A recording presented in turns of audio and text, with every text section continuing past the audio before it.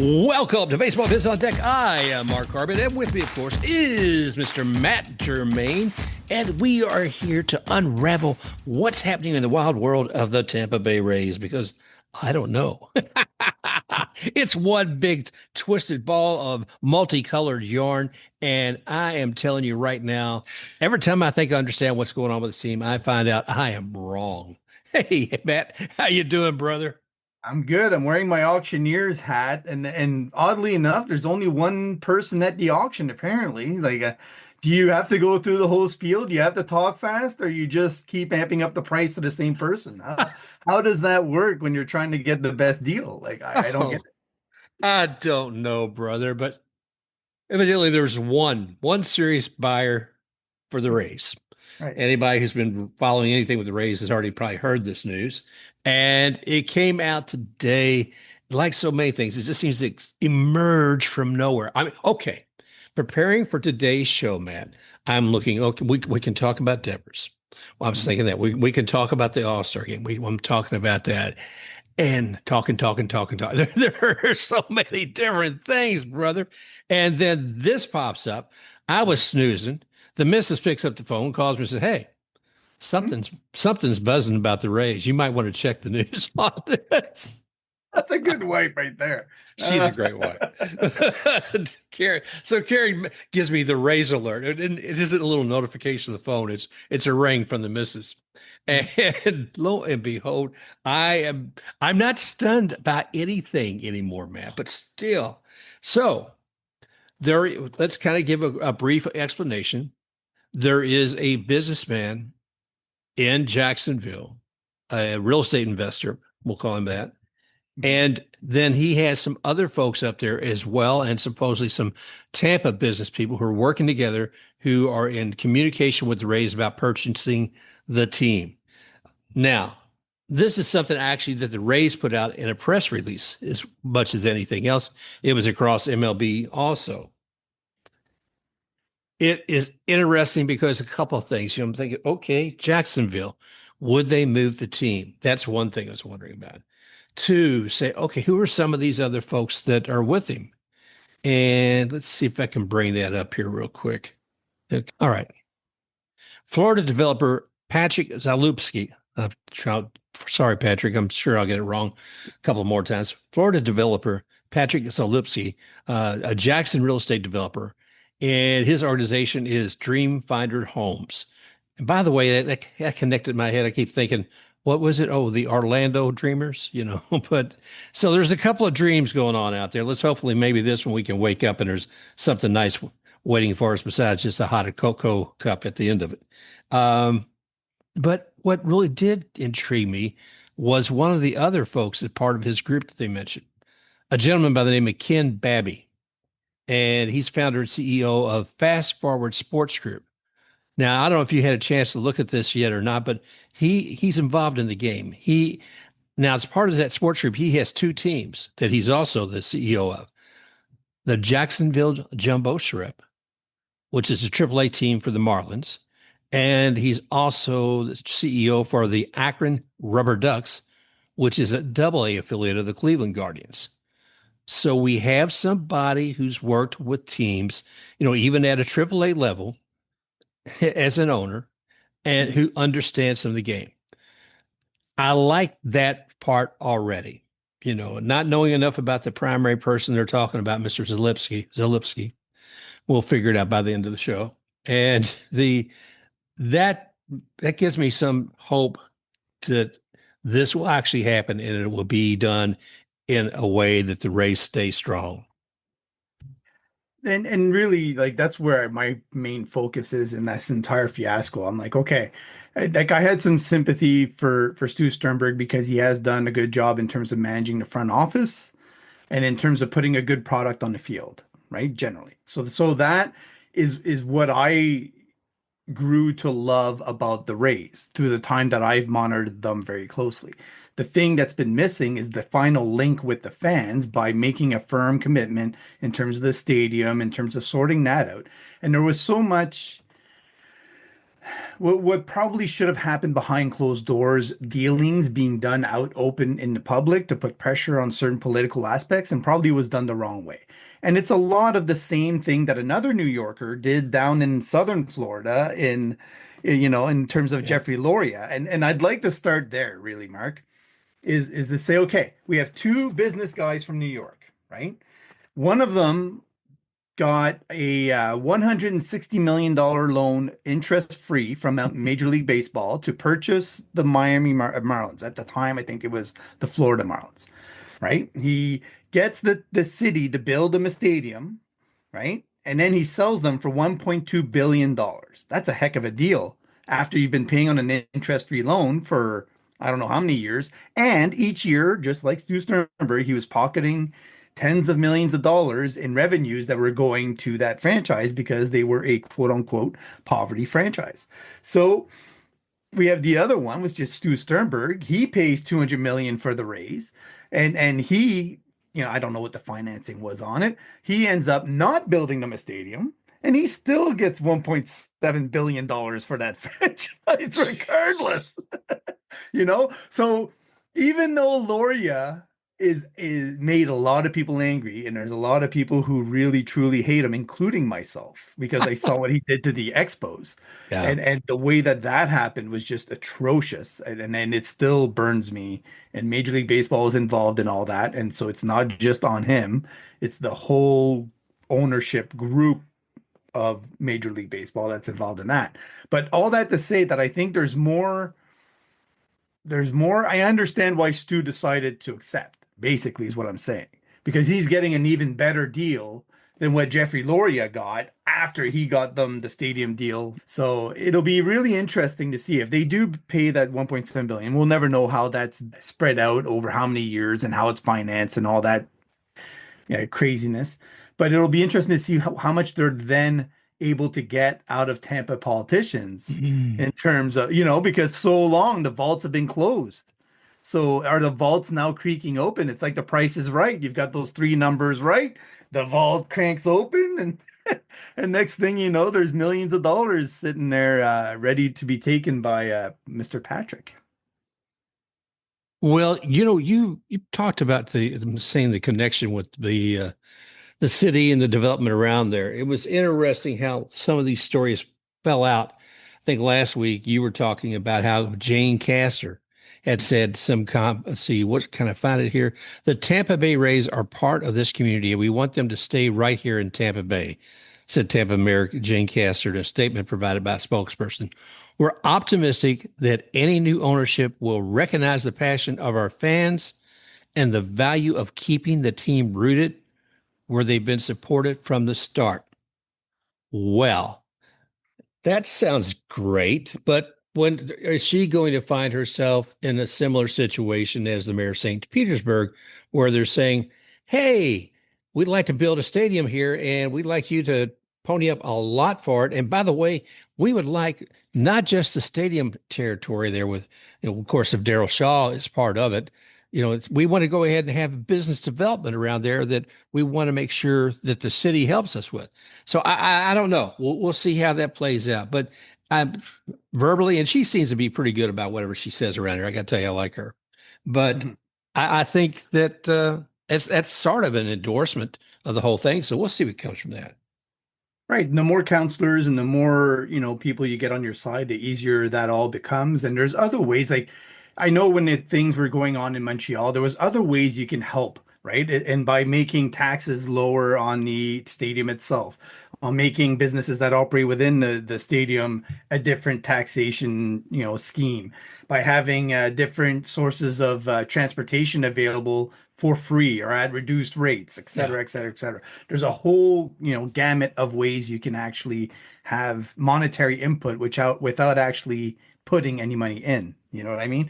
And then there's also the naming rights. So let's say they do get it in Hillsborough and they have the naming rights. You're going to get way more money for that than they would have had in St. Pete. I know Stu is all about that because I'm pretty sure you can finance almost all your yearly payments just from the naming rights themselves. So, It's one of those interesting things. I think Hillsborough and the whole Ebor, scheme coming back is great. I'll be interested to see what kind of architectural schematics they come out with and if they have them handy already. The thing is, Mark, I don't think you do this unless you already have those other ducks pretty much in a row, Yeah. right? You don't just hand an owner $1.7 billion like we said. I think it's just a smidgen under what the Orioles were sold for. And I think, you know, that's a heck of a commitment to make if you're an ownership group. I know that the expansion teams are going to go for more than that, I think. That's the rumor. They're supposed to be somewhere around $2 billion, and that's Mm. before you build a stadium. And that's the other thing I kept thinking of is okay, now is Stu going to go north to where his political affiliations and ways of thinkings are a better match and rekindle a relationship with the Montreal ownership group and put in a bid for an expansion team in Montreal where the stadium is getting a brand new $900 million roof. That's another key component in this. He can take a portion, doesn't have to own the majority, and just be part of that group instead. And I think that would have a lot of merit as well. I got to point out earlier today, you did give a tip of the hat to Stu Sternberg. It's so easy to poke at him, but you actually, I'm going to read your post here on Blue Sky. And let's see, love him or hate him. Rays owner Stu Sternberg empowered his front office and built front offices that were the envy of MLB. They lifted every rock or rule to gain an edge, and he wound up with a team that won the fifth most games in MLB over his tenure while building 1.5 billion in equity. Woof. I don't think a lot of people realize he'd won the fifth most games in MLB over his tenure.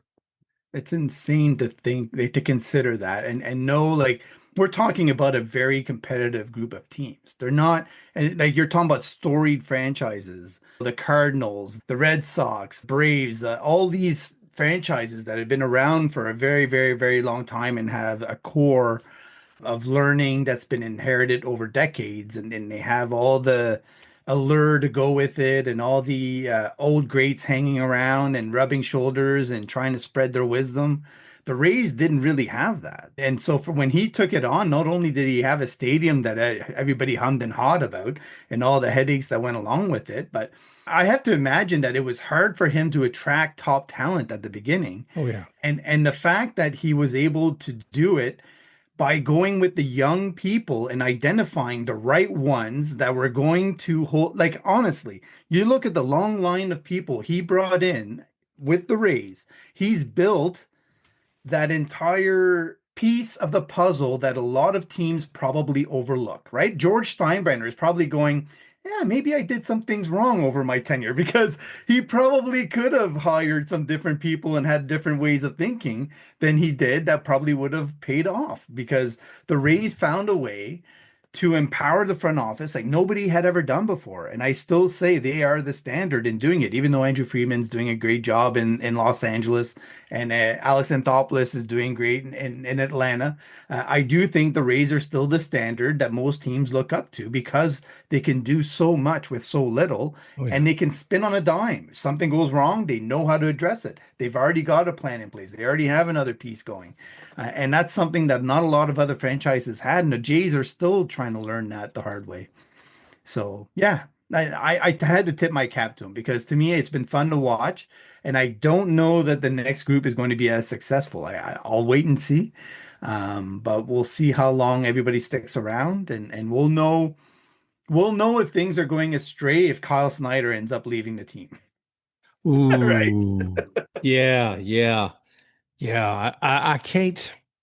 If you're bringing in somebody with baseball experience, as we were talking about Babby a moment ago, I got to wonder if that front office, what it will look like.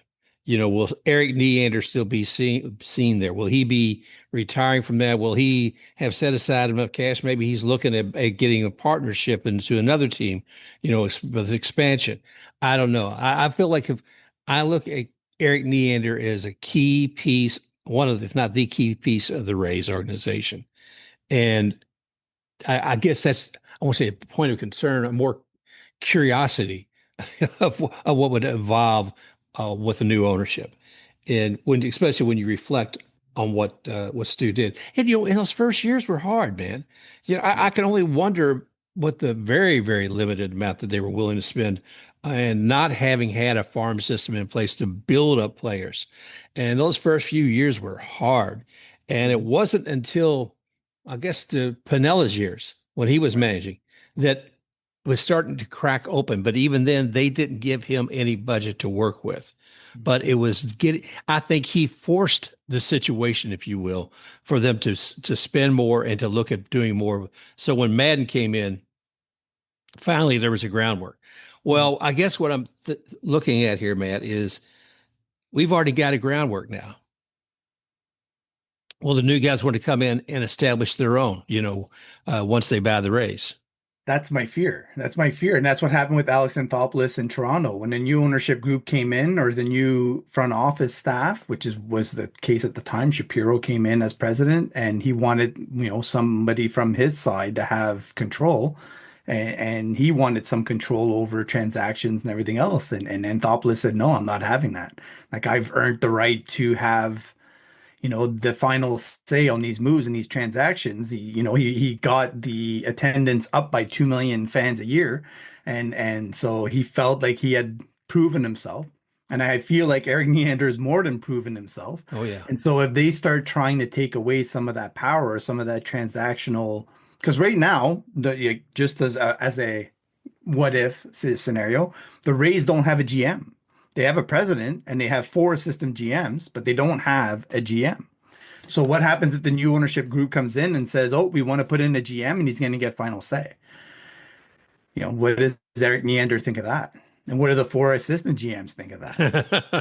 Like that puts a big wrinkle in the thing. So all I'm saying is that it may not be all roses, and there's going to be some ruffled feathers in the front office when they start to put in their personnel that they believe are the right people for the jobs for whatever reasons. So I don't know. Hey, I've enjoyed the years with the staff being built the way it is. There's always going to be change in baseball regardless. Yeah.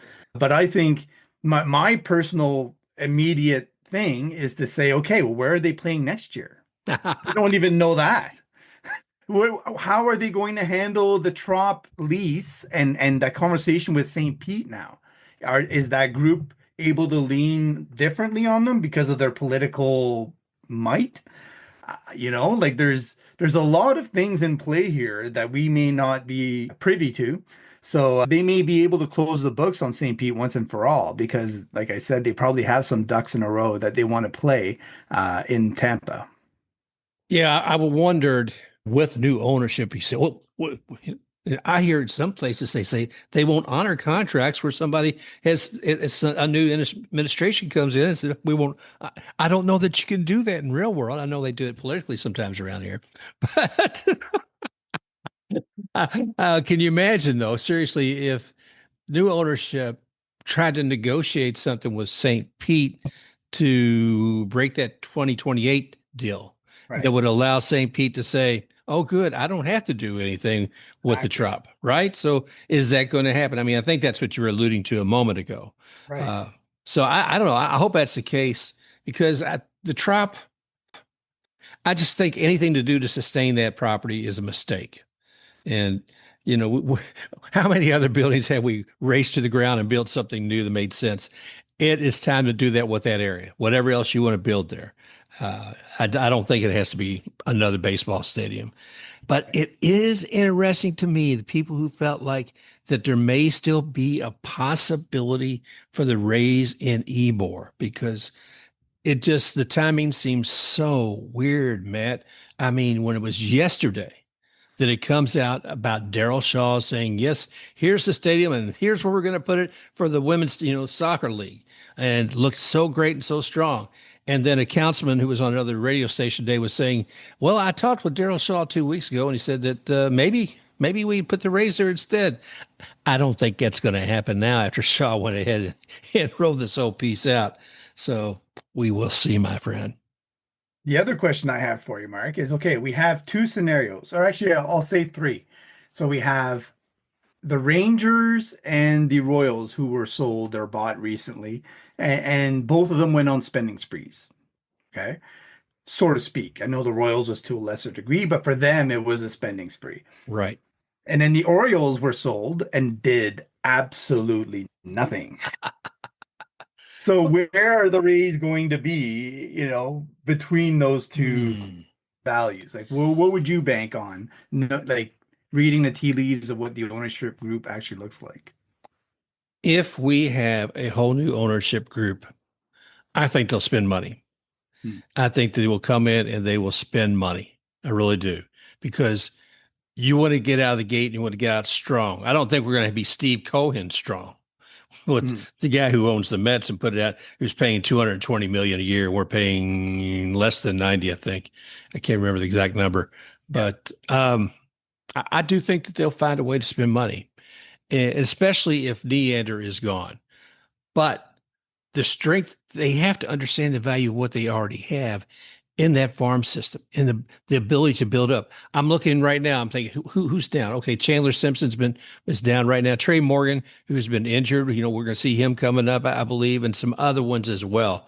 And that has to be part of that 1.7 billion value of a team that somebody who's buying. Hopefully, they're recognizing that value. But I still think they'll spend money for other players. Right. I think, the uptick in value you see between the Marlins and what the Rays are being sold for, I think it has a lot to do with gambling. It has a lot to do with the way revenues are going in terms of the MLB.com or .TV packages that they're leaning towards going to full tilt basically in the near future.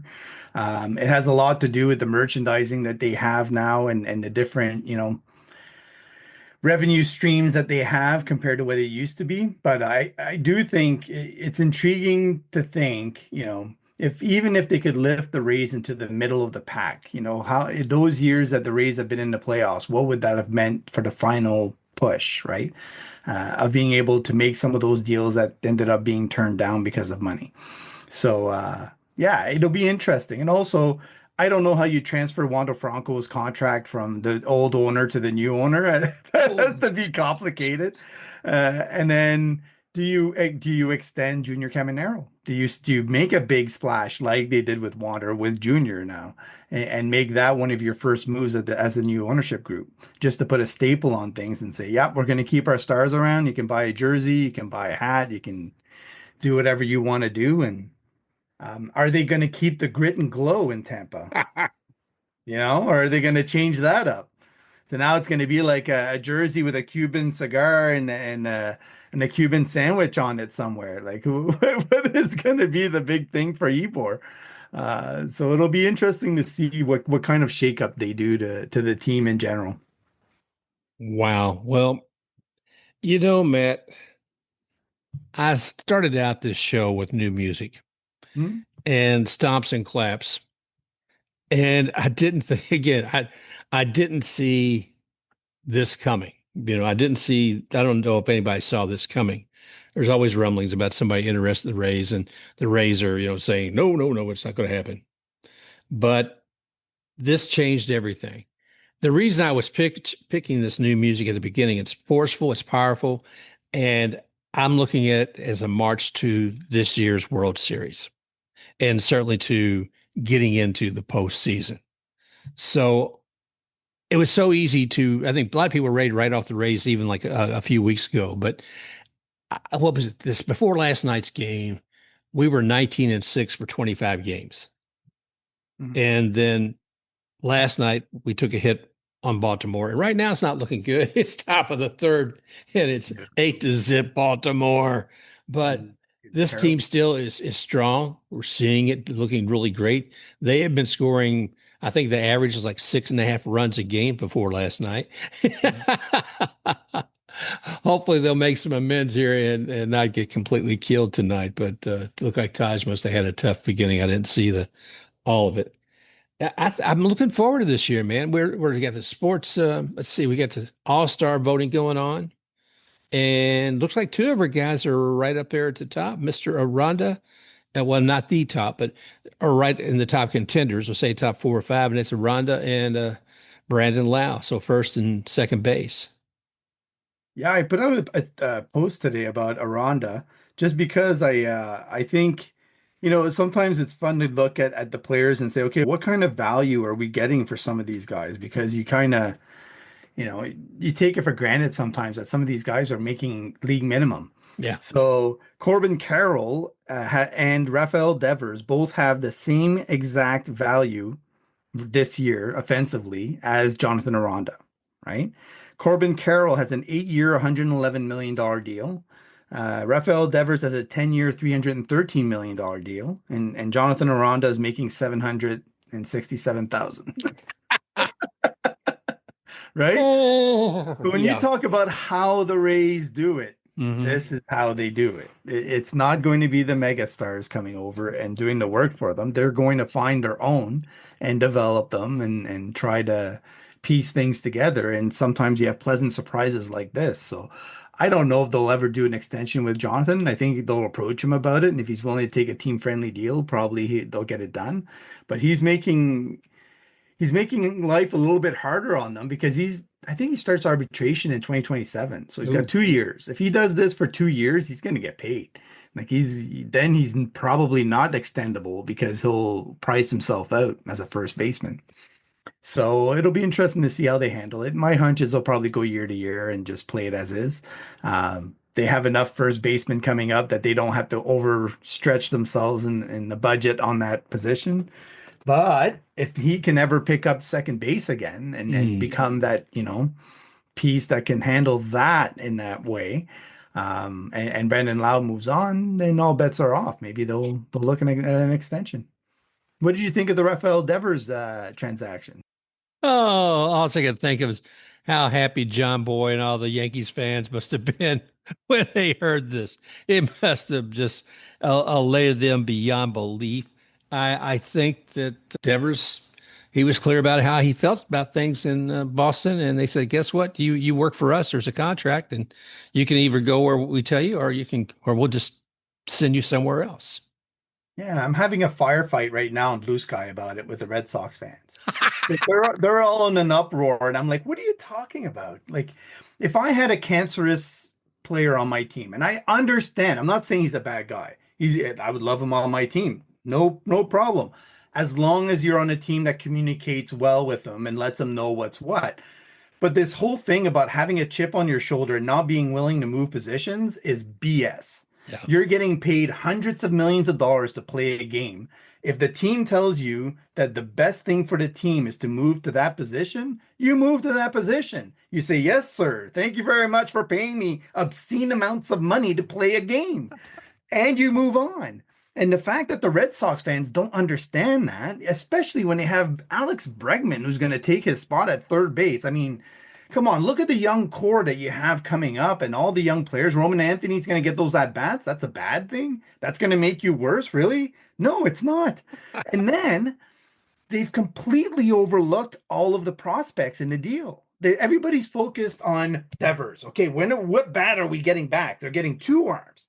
Do you know how hard it is to find two MLB ready arms that are going to push your pitching staff to the next level? Like, that's extremely hard. Both of them are controllable for years. That saves you how much money in terms of signing pitchers that are going to fall off the map like Lucas Giolito has done for them, for a year and a bit after they signed him. So, you're saving yourself that headache. You're deepening your pool of talent and pitching, which is what you need to help your young core of players. So I think the Red Sox did the right thing because I still don't think they ever wanted to extend Devers at that obscene amount of money because they knew eventually he would be a DH. And the only reason they did it is because they felt so bad for the fans about Bogarts and Betts. And they decided, okay, this time we'll bite the bullet. Yep. And they really regretted it. And the fact that they could get away from it is a boon to them. And I love the two prospects they got, which nobody talks about.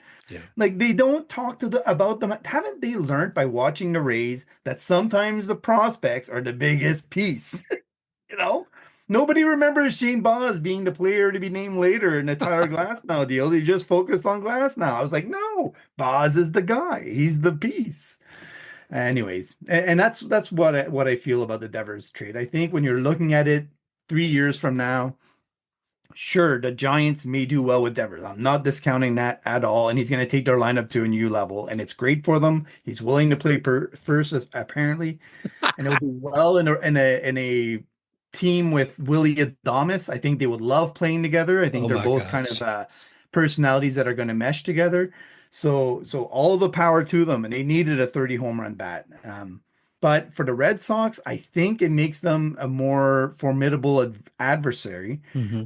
I just don't know if it's going to be right away. There's going to be a period of adjustment. There's young players there that need to learn, some things. And honestly, Mark, I don't think I understood how bad Trevor Story's defense was until I saw him play a bunch of series against the Rays. It's atrocious. How is he at shortstop? They need to move him to second ASAP. Like Yeah. that's the worst second or shortstop in the AL East by far. Yeah, that whole situation with Devers blew my mind. And you're an employee. I'm sorry, you're a very well paid employee. And the whole idea of it too, I was reading something that Big Poppy, Poppy's part of the organization in the front, but if anybody has a sense of possibly what Devers is going through, it's him. Becoming a DH for one thing, and not being able to do other things out there because of it. And Big Poppy went so far as to say, somewhat, that I guess you could say dancing around, not really, but it said that there was things on both sides that could have been better. Yes.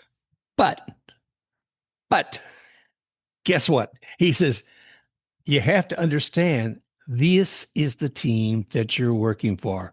And along exactly what you said a moment ago, yes, guess what? This is the direction they point you in for all that big amount of money that you're getting for it. Smile and say thank you and play your heart out to the game that you truly love, even if it isn't exactly the way that you would want to manage it and coach it, because you're still a player. Well, what do you think it speaks about in terms of Alex Cora? Because I remember we sat here with the person we talked about the Red Sox with before the season started, Yep. and we mentioned the fact that we didn't think this was going to play out this way. We thought that Alex Cora would calm the situation down and have the respect that Rafael Devers would go, okay, I'll move positions, or Alex Bregman would, and everybody would kind of accepted it. What does it speak about his leadership skills and his communication skills that it didn't really get communicated? Because I have to believe at some point Alex knew before Rafael did, and he just didn't pass the information on.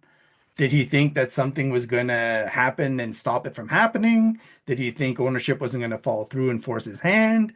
Is it him who took the decisions the entire time and didn't communicate? Like, what role did Alex Cora have in all this? Nobody seems to be focused on that. They're all about the ownership and the contract and Rafael. Like, nobody's talking about Alex.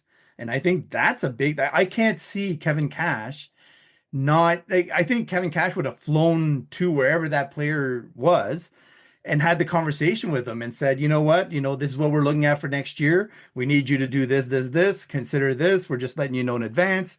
He would have done that. Same thing as Kyle Schneider's. He does it all the time with the pitchers. He goes and has one-on-one conversations, letting them know where things stand. Like, and that's how you're supposed to do it. These are your assets. These are people that you're investing a lot of time and money and effort into, and you want them to be part of the team, right? It's a team, Mark. It's a team. Yeah, right, right. There's no no I in team. Is that what it There is? isn't a kip. It's a French game. Oh, love it. I love it. Love it. Oh my gosh, my friend. I tell you what, that it is insane when you think about that. Uh about Cora. Jeez, man. I had the sense that he was more of a friend than a coach sometimes with Devers. And I think that may have made it difficult for him to be blunt, if you will, Yeah. about this is how it's going to be. Because let's face it, the managers get some marching orders from the front office too. And sometimes they've got to deliver the news they don't want to deliver. They've got to go in a direction that they may not be crazy about. And I'm not saying that's the way it should be, but that's the way it is. And Cora needed to be able to harness the energy with with Devers. I guess I'm trying to say he needed to find a way where he's more than a friend. He's a coach, that he's an administrator, if you will, an administrator of a team. And I don't think that happened from little I could see. I mean, I might as well be writing fiction on this because I know so little about what goes on between their interplay. I don't know, brother. But I will say that, looking at the AL East overall, like the Orioles are starting to pick up steam again. Yeah. The Yankees are having closed door team meetings again. The Blue What does Jays are that mean? I'm sorry. I'm every sorry. year it seems we're talking about that. I'm sorry. Go ahead. Continue. It happens every year, Mark. I don't know. It's like last year, I think it was in July. I can't remember, but yeah, and the Blue Jays are just they're up and down. They're a little bit like a roller coaster this year. So the AL East is interesting. There's lots of things in play. Everybody's like squeezing back into that range of being competitive against one another. That's always fun, especially with the trade deadline coming up. It'll be like, who believes more in their team? And like you said, if the Rays do open up the vault a little bit and decide to make a splash at the deadline to push, some chips in, and they get Shane McClanahan back, Mm-hmm. there's I think Richie Palacios, Hassan Kim are very close to being ready.